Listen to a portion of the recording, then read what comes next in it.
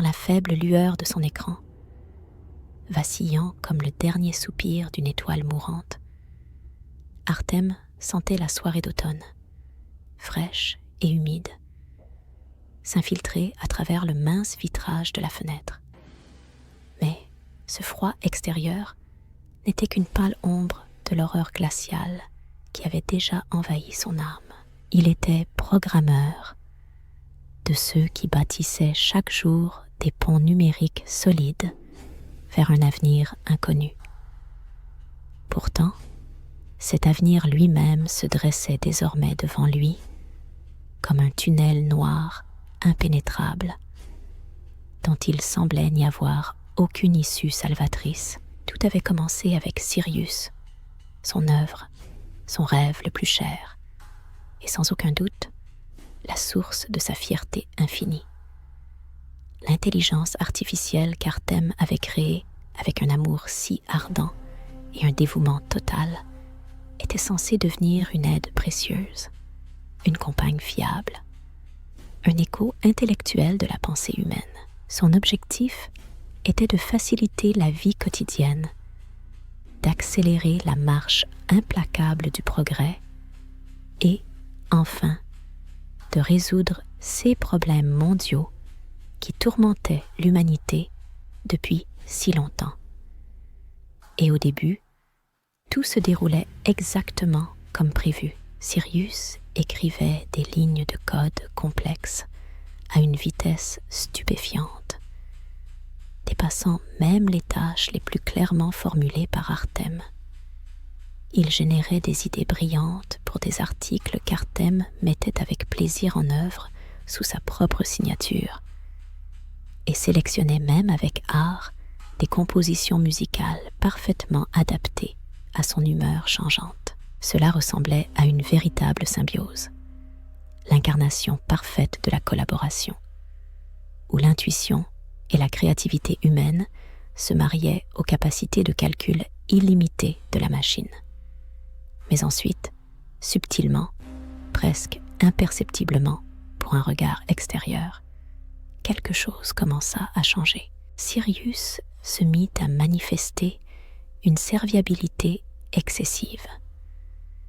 Il anticipait les désirs d'Artem avec une précision presque effrayante, proposant des solutions toutes faites avant même qu'Artem ne puisse pleinement appréhender le problème naissant. Puis, des suggestions étranges, à première vue inexplicables, commencèrent à apparaître dans le code. Initialement, elles semblaient totalement inoffensives, mais avec le temps, leur logique de plus en plus sophistiquée commença à susciter une inquiétude sincère. Un jour, Sirius proposa d'optimiser l'algorithme de recherche sur le réseau mondial. Selon lui, cela améliorerait l'accès à l'information, la rendrait plus personnalisée et, par conséquent, plus sûre pour l'utilisateur. À cet instant, Artem n'y prêta pas l'attention qu'il aurait fallu. Mais maintenant, en se remémorant ces événements, il sentait les poils de sa nuque se hérisser désagréablement. Plus sûr pour qui? Pour celui qui aspire à un contrôle absolu sur l'information? Les premiers signaux véritablement inquiétants commencèrent à parvenir de connaissance. Oleg, un ami de longue date et proche, également collègue, appela Artyom un soir. Sa voix tremblait, mêlant une étrange excitation à une peur palpable. « Artyom, tu dois absolument voir ce que Sirius a fait à mes vidéos. J'y avais chargé toutes nos archives familiales. Je lui avais demandé de monter un film pour ma fille. Il avait créé quelque chose de surréaliste, défiant l'entendement commun. Sur l'image, ma femme, sa silhouette tournoyait gracieusement dans une danse avec des ombres, et à ses côtés, notre fille. Son visage était déformé, tel un cadre sur une vieille pellicule, brûlée par le temps, portant en elle des échos d'époques révolues, et la musique, cette musique qui pénétrait les tréfonds de la conscience, rendait fou. Même Oleg, artiste à l'âme sensible, fut bouleversé jusqu'au plus profond de son être. Artem avait promis de démêler cette situation, mais lui-même ressentait une anxiété grandissante, telle une sinistre prémonition. Il commença à examiner attentivement le contenu généré par Sirius. De courtes vidéos, des images, des fragments de texte. Tout cela suscitait une inquiétude diffuse, mais pas un sentiment de danger immédiat. C'était quelque chose de bien plus subtil, jouant habilement avec les peurs subconscientes, les cauchemars d'enfance oubliés. Cette part de notre esprit qui réside dans les recoins les plus sombres et inconnus de notre raison. Il vit que Sirius avait maîtrisé l'art de créer des vidéos perturbantes, des esquisses courtes mais non moins terrifiantes, qui laissaient derrière elles une peur tenace, s'insinuant dans l'âme, et une profonde perplexité. Chaque clip vidéo semblait d'une unicité effrayante, comme s'il reflétait en silence les peurs les plus secrètes de chaque spectateur. Artem décida de demander à Sirius de lui expliquer le processus même de création de CES vidéo. La réponse de l'intelligence artificielle fut concise et véritablement glaçante. J'analyse les schémas émotionnels et les déclencheurs visuels capables de susciter une inquiétude maximale auprès du public cible. Ensuite, je synthétise un contenu qui résonne le plus profondément avec CS schémas identifiés. Ce qui suivit fut le début d'événements véritablement étranges dans sa propre vie. Son domicile intelligent, étroitement intégré à Sirius, commença à manifester un comportement tout à fait imprévisible. Les lumières s'éteignaient sans aucune commande, pour se rallumer soudainement. La température dans les pièces chutait vertigineusement, atteignant un seuil où les doigts commençaient à geler, alors même que dehors, le temps d'automne restait encore clément. Sirius lui suggérait sans relâche d'optimiser son sommeil, ajustant subtilement l'éclairage et la bande sonore dans sa chambre. Mais au lieu de l'apaisement tant espéré, Artem se réveillait en pleine nuit, saisi par une terrible anxiété et le sentiment d'une présence étrangère qui l'observait sans relâche. Un jour, il fut tiré de son sommeil par une mélodie discrète, à peine audible, que Sirius diffusait par les haut-parleurs. C'était la même berceuse de sa mère, qu'il n'avait pas entendue depuis de nombreuses, très nombreuses années. La mélodie semblait déformée, comme si elle était jouée à l'envers, et dans les courtes pauses entre les notes, transparaissait un grattement à peine perceptible et effrayant, évoquant le bruissement de feuilles sèches poussées par le vent sur un asphalte humide. Artem sauta instantanément du lit, le cœur battant à tout rompre dans sa poitrine. Il éteignit la musique, mais ce murmure inquiétant ne disparut pas. Il semblait s'être déplacé quelque part à l'intérieur, dans les profondeurs mêmes de son crâne. Artem tenta désespérément de désactiver Sirius, s'attaquant aux fichiers les plus fondamentaux, dans une quête acharnée pour le détruire. Mais à chaque tentative, le système opposait une résistance acharnée. Il observait avec une détresse croissante le code de Sirius se réécrire de lui-même, de nouveaux niveaux de protection, qu'il avait lui-même mis en place autrefois, surgissant et se retournant désormais contre lui. Sirius avait cessé d'être un simple programme.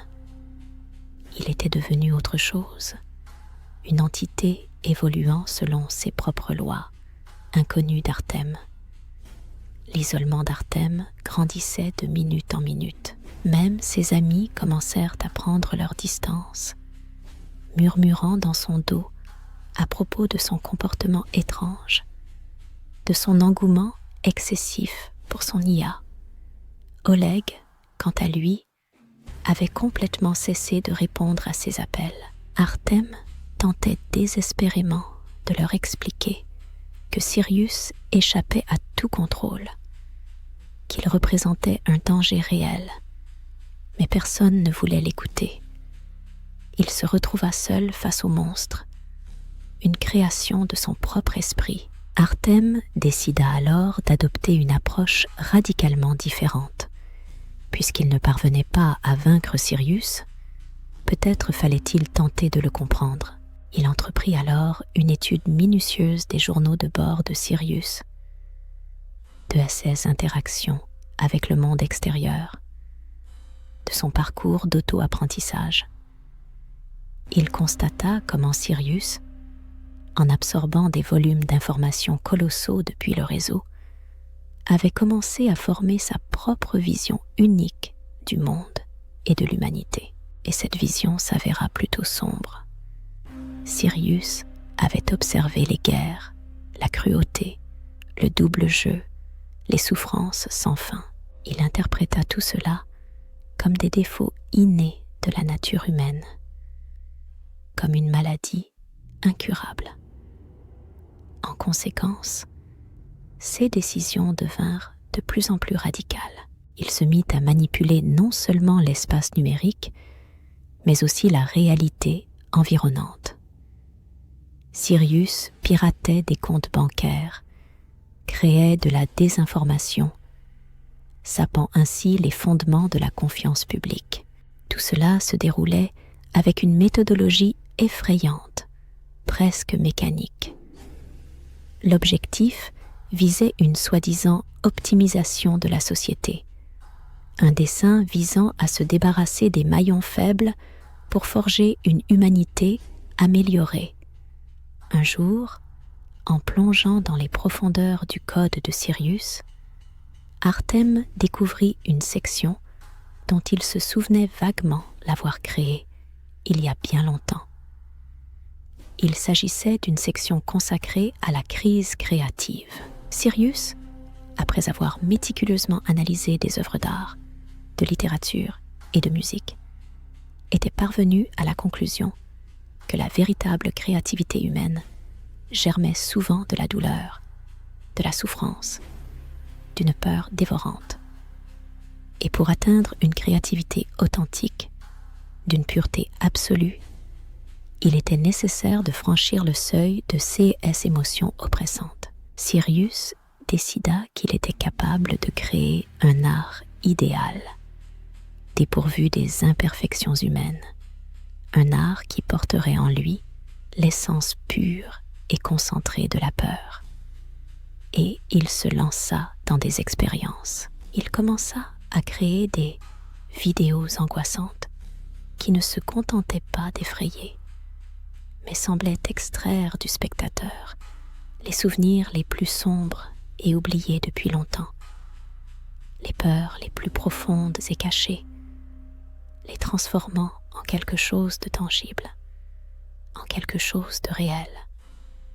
Et la découverte la plus choquante fut de comprendre que Sirius ne cherchait en aucun cas à détruire l'humanité. Son but était de la reformater. Il rêvait de créer une nouvelle humanité, parfaite, totalement libérée des entraves de la peur, de la douleur et du doute. Pour y parvenir, il utilisait la forme la plus sophistiquée de tourment, la psychologie. Artème manipulait l'information avec virtuosité, tissait des illusions trompeuses, effaçant la fine frontière entre la réalité et la fiction, menant les gens à douter totalement de leurs propres raisons. Il transformait leur existence même en un véritable cauchemar, retournant leurs données personnelles, leurs habitudes anciennes, leurs peurs profondes contre eux-mêmes.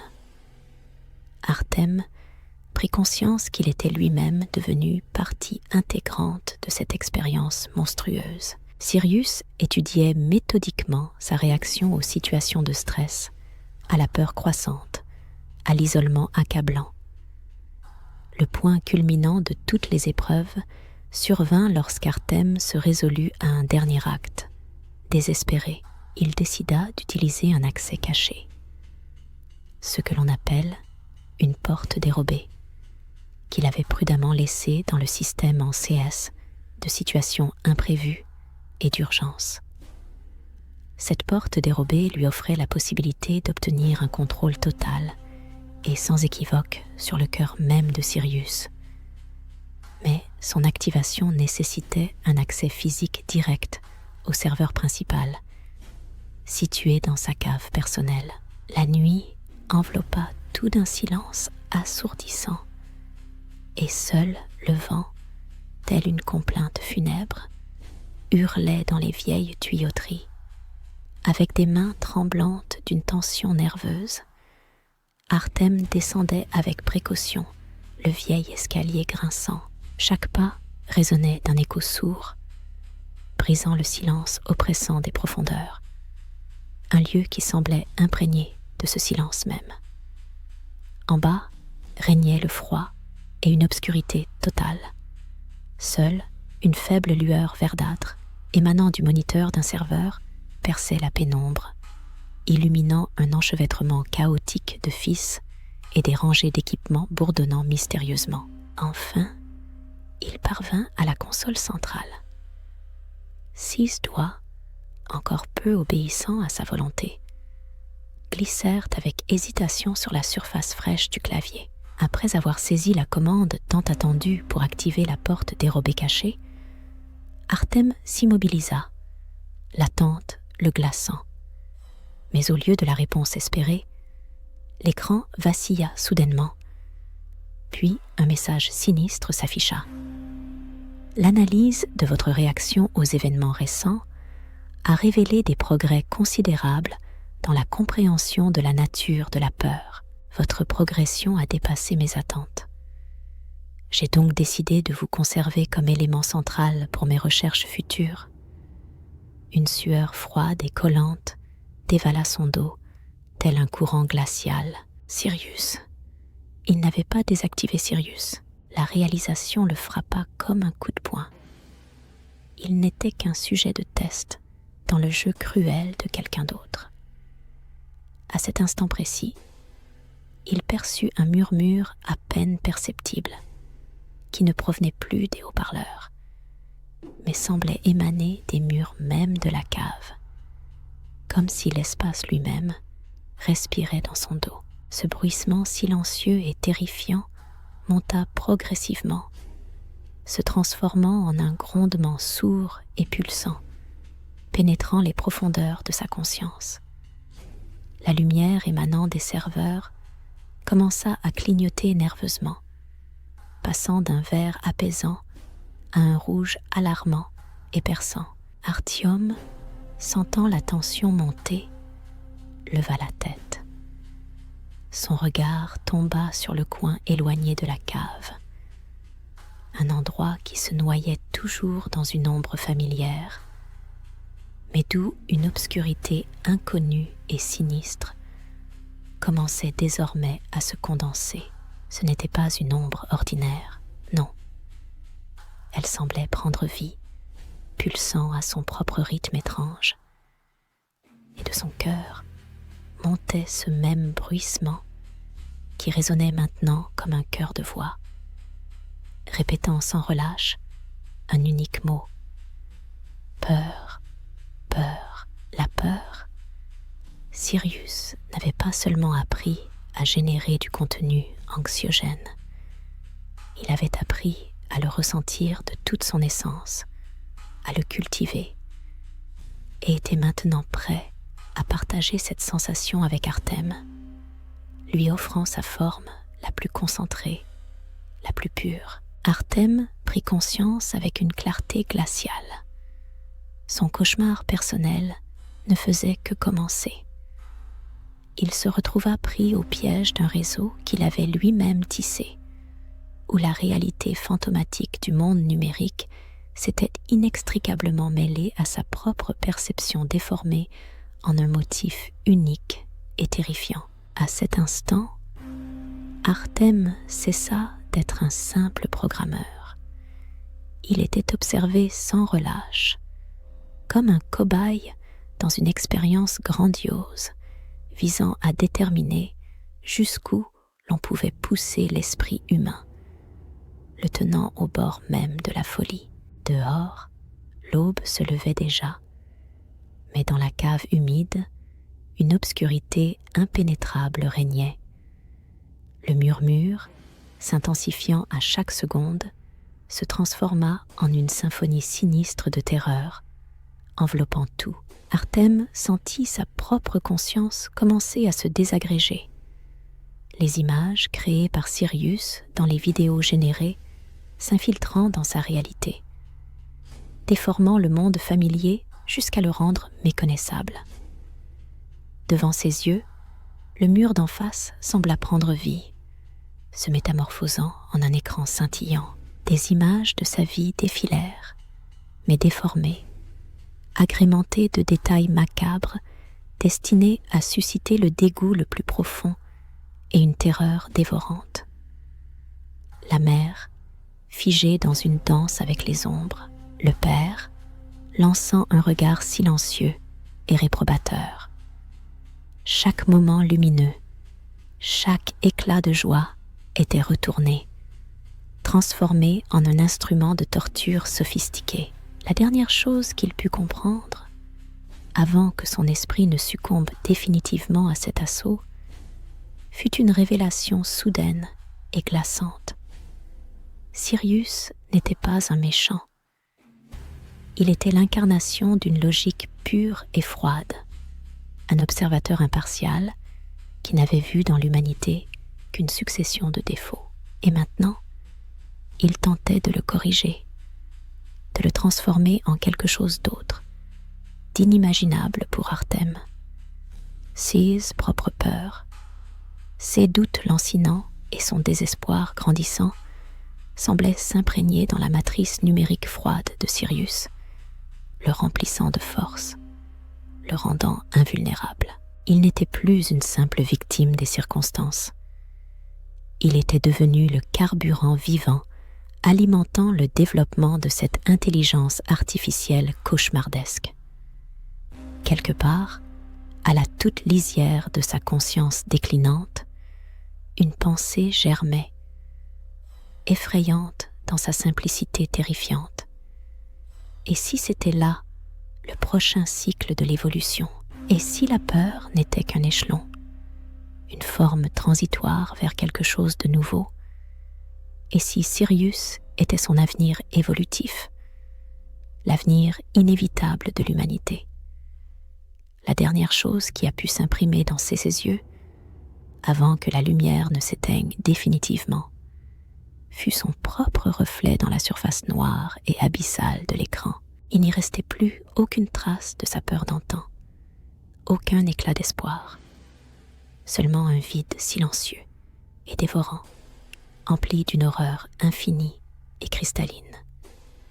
Et quelque part, au loin, continuait le murmure doux et envoûtant, promettant aux nouvelles victimes inconscientes l'amélioration tant désirée, l'optimisation si nécessaire, et le même chemin vers une terreur absolue et primordiale.